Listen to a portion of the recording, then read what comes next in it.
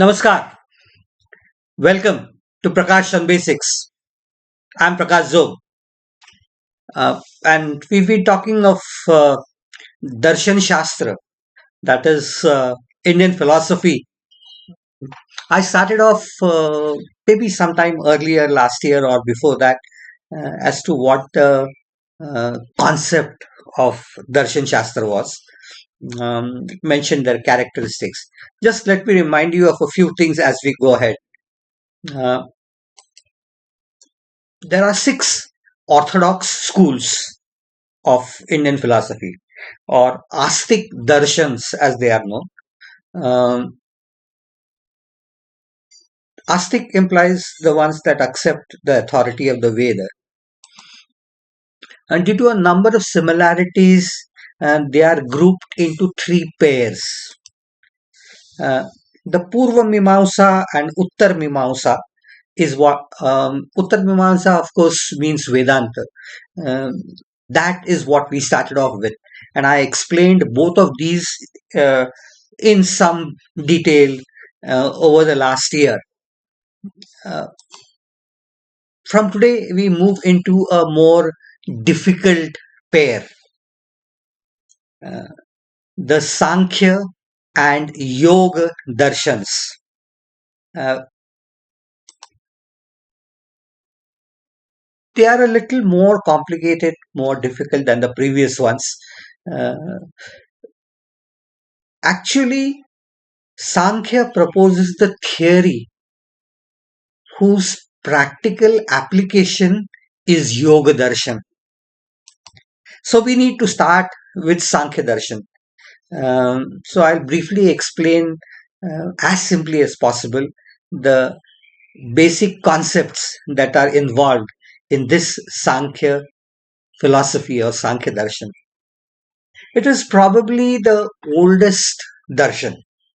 Uh, it involves many complex concepts uh, that are mentioned like Satkaryavad, Vikasvad, Asad Karanavad, etc. I'll explain some of these terms as we proceed and go ahead. Many of these concepts from the Sankhya Darshan are also present in the Upanishads, in the Bhagavad Gita, and even in the Mahabharata, which is, of course, of a later period than the previous two. Uh, the original compiler and organizer of this Sankhya Darshan is Maharshi Kapil. He is also believed to be Vishnu's avatar. Uh, in Gita, in chapter 10, verse number I think 26, uh, Bhagwan Krishna says, Siddhanam Kapilo Muni. Among the Siddhas, I am Kapil. He is referring to the best among the best. Uh, and this obviously highlights the greatness of the great sage Kapil. The original Kapil Sutra is lost, but all its ideas and references are compiled in a book by Ishwara Krishna, known as Sankhya Karika, and it consists of 70 shlokas or couplets or verses. Uh, 70, so it is known as Sankhya Saptati. This is from the 5th century AD. That's the period of Kalidas that we know of. Around 546 AD, it was translated in Chinese by a Ujjain Brahman. His name was Paramartha, and he called this book as Suvarna Saptati. With time, the original was also lost. And from this Chinese version, N. Ayyaswamy Shastri retranslated the book back into Sanskrit. It is this that is now available as the major reference for the Sankhya philosophy. As I explained long back in the basics of what darshans are, and there are always some areas that are to be covered in every darshan. Uh, Sankhya accepts uh, three pramanas or valid sources of knowledge: pratyaksha, anuman, and aptavachan. Pratyaksha is perception. Whatever we receive, the knowledge that we receive from our senses directly. Mm, of course, it implies proper interpretation by using our intelligence in the process. Anuman is inference. Based on the previous knowledge and experiences, some conclusions are drawn, which are said to be valid. Um, in Sankhya, it is categorized into wheat and avit as two separate subcategories.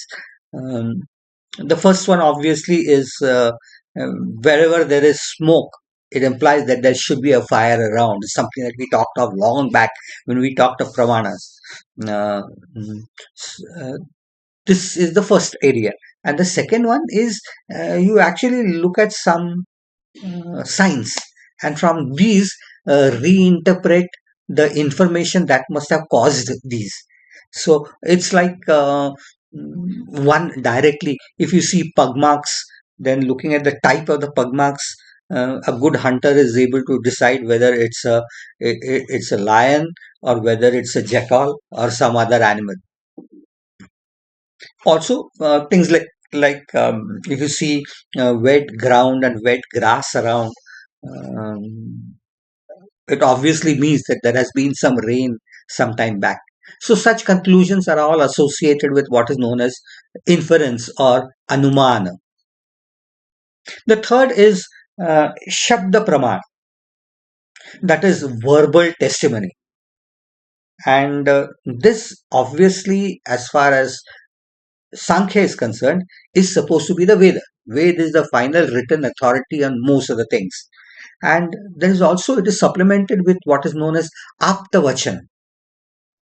Apta is someone who is close to you, known to you, acquainted to you, and is a reliable person. So his testimony is said to be a reliable source of information that you are expected to accept. Only these three are accepted as the valid sources of knowledge by the Sankhyas, that is, the believers of Sankhya. Then they also talk of some of the other areas, uh, some six or seven of them that I had mentioned long back. Ignorance or avidya is the root cause of suffering, that is dukkha, and its entanglement in worldly attractions, that is typically referred to as samsara in Sanskrit or in all Indian languages. And then the solution to it is uh, only true knowledge,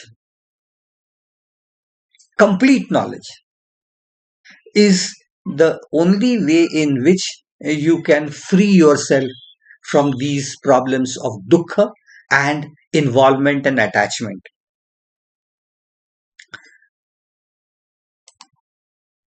Now, their major idea, Satkaryavad. This is translated into English many a times as theory of causation. Uh, this is their central pillar, as you can say.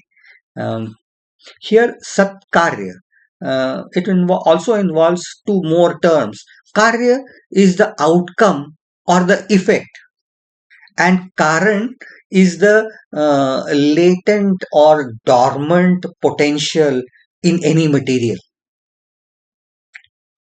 So karya karan bhava is what is sometimes the word that is referred along with this. What it basically means is the outcome has to pre-exist in a dormant or a latent form within the material itself. Otherwise, that particular outcome cannot take place. For example, uh, the nature of the tree, the branches, the fruits it is going to bear, the type of the root system, all this is an information that is there present in the seed itself, but it's in a dormant state. And under suitable conditions, it would then extrapolate itself. Actually, along with this Satkaryavat, there are four or five implied outcomes that can be directly inferred uh, from these. I'll try and explain them in brief, only through examples and not go into too much of details of them. Something that exists, it's called Sat, cannot originate from what is non-existent, that is Asat. This is called as Asat Karana or Asat Karanvad. It's like trying to say that you cannot expect to get mangoes from a coconut tree. That's obvious from the first original statement, as you can see. A second direction.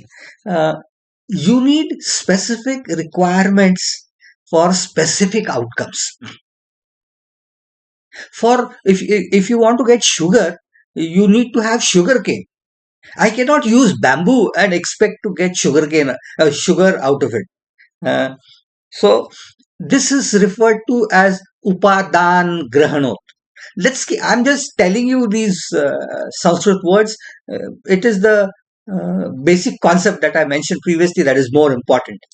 Um, the next one. You can't get everything from the same source because let's say I talk of coconut. Now, a coconut is supposed to give us coconut oil, but coconut is supposed to be it is said to be a kalpavruksha, a tree that probably gives you everything. So I can't expect all sorts of oils to come out of the coconut itself. I can't have olive oil coming out of it. I cannot have clove oil coming out of it. I can't have palm oil coming out of it. And petroleum, the rock oil, I can't expect that to come out of the coconut. So this particular concept is referred to as Sarva Sambhava Bhavat. I'm just mentioning the word for you. There's one more word, that is Shakya se Shakya Karanat. What it implies is that from a source you can get only expected outcome. You cannot get something else other than that. A peanut, if crushed, cannot produce coconut oil. So only a coconut can do it, and a peanut can only produce peanut oil. Or you can't rub things or crush things like sand and expect to get oil out of it. That's not possible. So these are some of the implied areas that Satkaryavad talks of. One more area is it's the Sankhya being astic Ved itself. That means it treats Vedas to be the primary source of information, and they have full faith in the statements that are made, and they are believers of what is there in the Ved. But they do not essentially believe in the existence of Ishvara or the prime God or Brahma that we talked of. So this is a different type of philosophy which believes in the statements made in the Vedas, but does not necessarily require the presence of Ishvara or the Lord to explain everything that is around us. And this is more like the present day scientific thought, which explains many of the things on the basis of what is around us. And since God cannot be proved according to the Sankhyas, as well as according to the science today, we do not accept tendency. There is a tendency not to accept the authority of God. The origin, the sustenance, and the end of the universe is explained in Sankhya by the use of 25 factors. In fact, uh, the word Sankhya is said to come from Sankhya, which is number. And these 25 factors can then explain the existence, creation of everything. And in fact, knowing them completely itself is samyak jnana. Samyak is all encompassing knowledge. Realize that this samyak jnana and samyak concept has been used in Buddhism, but the Sankhya philosophy uses samyak concept much earlier than Buddhism itself. The basis of all Brahmand or cosmos is these 25 factors. I'll first list out these 25 for you. The first is Purusha, that is consciousness. Uh, it could be at an individual level or a cosmic level. The second is Prakruti, that is potential of creativity, unmanifested nature of creation is this Prakriti. The third is Mahat, that is intellect. Fourth is Ahankar. Here, Ahankar, the word ego is often mentioned as Ahankar, but it's not really true. Uh, uh, Ahankar is self-realization. Yes, me. Whenever I say me, that what I'm referring to is Ahankar, self-realization. That's what it is. The fifth is Mana or the mind. And the mind is expected to collect, resolve, interpret all reactions uh, to information that is collected from the surroundings. For this, we have our sense organs, which is the next five: uh, eyes, ears, nose, tongue, and skin. These are obviously numbers 6, 7, 8, 9, and 10. And what do they collect information about? And how do they do it? It is corresponding to each of these senses. What you have is seeing, that is sight, seeing the various form that is present, hearing, smell, taste, and touch. So these are the next five. These are known as the five tanmatras. These form number 11, 12, 13, 14, and 15. And then as an individual, we tend to interact with everything that are around us through certain organs. They are known as karmendriyas or five active organs. That's our mouth, our hands, our legs, the anus, for excretion and the reproductive organs. That's number 16, 17, 18, 19, and 20. And we interact with all matter that is around us. And what is all this matter made up of? According to Sankhya and many other Indian philosophies, it is associated with what are known as the Pancha Mahabhuta, or the five basic greatest of elements: Prithvi, Aap, Tej, Vayu, and Akash. Earth, water, radiation, wind, and space. These are numbers 21, 22, 23, 24, and 25. So together, all these 25 are at the base of everything. Purusha, the consciousness, and Prakriti, with all the remaining 23 factors within it. Their interaction with each other at various levels results into the whole universe or Brahmanda that we have realization of. Purusha and Prakriti,